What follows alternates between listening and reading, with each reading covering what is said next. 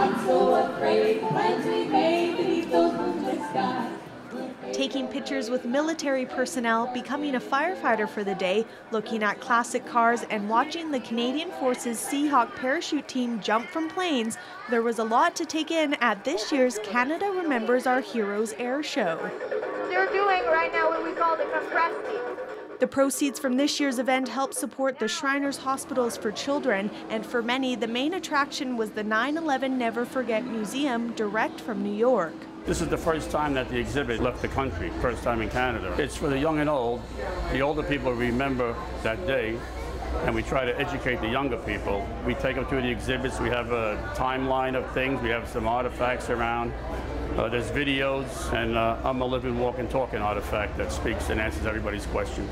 Battalion Chief Herb Penner traveled from New York to educate the public about 9/11, a time in his life he'll never forget.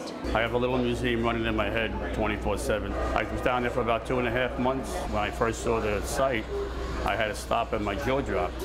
It was just fear, and I was a captain and trying to keep the men together and not get anyone hurt. I could tell the people that were right near the tower, because they had about an inch of dust on their shoulders and they had this 1,000-yard stare.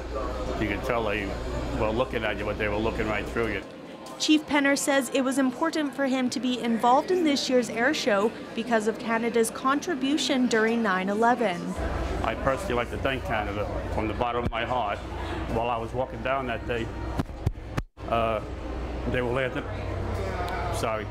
landing all the planes, and the small town of Gander that usually only lands 7 in and 7 out landed 38 in about an hour and a half. Took people into their homes from 90 countries. And I think that was the first answer back to the terrorists that not over here, they ain't gonna work over here. I'm sorry for all the 343 guys that we lost and the 200 of them that we never found any remains, but from the United States of America, thank you. Just got word from the girl who heard from the girl next door to me. For Go on Shaw TV, I'm Janella Hamilton.